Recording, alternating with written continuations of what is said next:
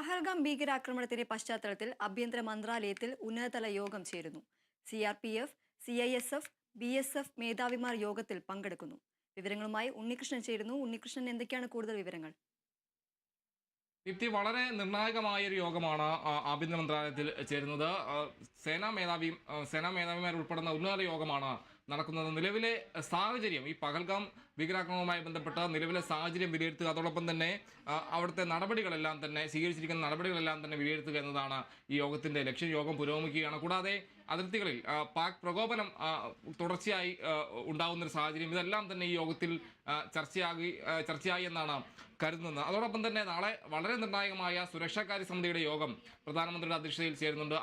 അതിന്റെ പശ്ചാത്തലത്തിൽ കൂടിയാണ് ഇന്ന് സേനാ മേധാവിമാരുടെ ഈ യോഗം ചേരുന്നത്. എന്തായാലും നാളെ നടക്കുന്ന യോഗത്തിൽ തുടർ നടപടികളെല്ലാം തന്നെ ചർച്ചയാകുമെന്നാണ് മനസ്സിലാക്കാൻ കഴിയുന്നത്. നേരത്തെ ഭീകരാക്രമണം ഉണ്ടായതിന് തൊട്ടു പിന്നാലെ ഒരു സുരക്ഷാകാര്യ സമിതി യോഗം ചേർന്നിരുന്നു. ആ യോഗത്തിലാണ് പാകിസ്ഥാനെതിരെയുള്ള നടപടികൾ കടുപ്പിച്ചത്. കൂടാതെ ഉപരോധ നടപടികളെല്ലാം തന്നെ കൂടുതൽ ശക്തമാക്കി, നയതന്ത്ര രീതിയിലെല്ലാം തന്നെ കടുത്ത ഒരു തിരിച്ചടി പാകിസ്ഥാന് നൽകുന്ന ഒരു സമീപനവും ഉണ്ടായി. എന്തായാലും വളരെ നിർണായകമായ ആ യോഗം നാളെയാണ് ചേരുന്നത്. അതിനു മുന്നോടിയായാണ് ഇപ്പോൾ സേനാ തലവന്മാരുടെ യോഗം ചേരുന്നത്. നിലവിലെ നടപടികൾ, അതോടൊപ്പം തന്നെ അതിർത്തിയിൽ സ്വീകരിച്ചിരിക്കുന്ന സേനാ വിന്യാസം അടക്കമുള്ള കാര്യങ്ങളെല്ലാം തന്നെ ഈ യോഗത്തിൽ ചർച്ചയായെന്നാണ് മനസ്സിലാകുന്നത്. കൂടാതെ ഇതുമായി ബന്ധപ്പെട്ട മറ്റ് കാര്യങ്ങൾ നാളെ നടക്കുന്ന യോഗത്തിൽ അവതരിപ്പിക്കുക എന്നതും കൂടി ഇതിന്റെ ലക്ഷ്യമെന്നും മനസ്സിലാക്കുന്നു. എന്തായാലും വളരെ നിർണായകമായ യോഗം, അതായത് സേനാ തലവന്മാരുടെ യോഗം കേന്ദ്ര ആഭ്യന്തര മന്ത്രാലയത്തിൽ പുരോഗമിക്കുകയാണ്. ദീപ്, ഉണ്ണികൃഷ്ണനാണ് വിവരങ്ങൾ നൽകിയത്. ഇനി നോക്കാം ടോപ്പ് ഹെഡ്ലൈൻസ്.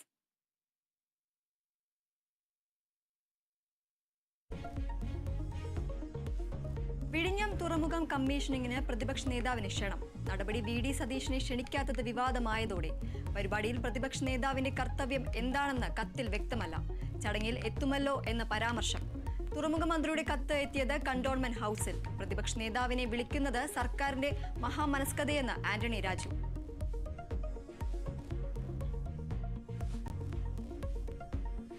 പുലിപ്പല്ല് കസ്റ്റഡിയിൽ വെച്ച കേസിൽ റാപ്പർ വേടനെ കസ്റ്റഡിയിൽ വിട്ടു. വനംവകുപ്പിന്റെ കസ്റ്റഡിയിൽ വിട്ടത് 2 ദിവസത്തേക്ക്. ഫ്ളാറ്റിലും തൃശൂരിലെ ജ്വല്ലറിയിലും എത്തിച്ച് തെളിവെടുക്കും. വേടന്റെ രാഷ്ട്രീയത്തിന് പിന്തുണയെന്ന് ഗീവർഗീസ് മാർ കൂർലോസ്.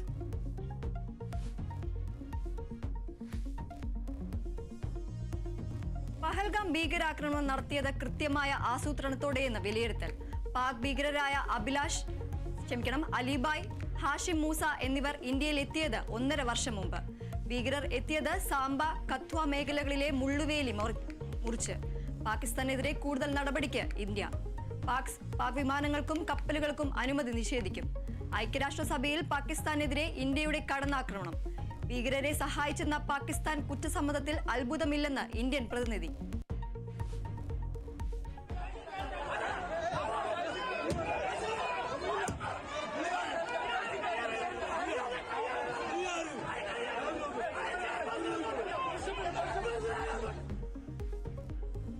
നൈപുണ്യ കേന്ദ്രത്തിന് RSS സ്ഥാപകന്റെ പേര് നൽകാനുള്ള നീക്കത്തിനെതിരെ പാലക്കാട് നഗരസഭയിൽ പ്രതിഷേധം. നഗരസഭാ കൗൺസിൽ യോഗത്തിൽ കയ്യാങ്കളി, തമ്മിലടിച്ച BJP കോൺഗ്രസ് കൗൺസിലർമാർ. പേരുമായി മുന്നോട്ട് തന്നെയെന്ന് നഗരസഭാ അധ്യക്ഷൻ പ്രമീള ശശിധരൻ.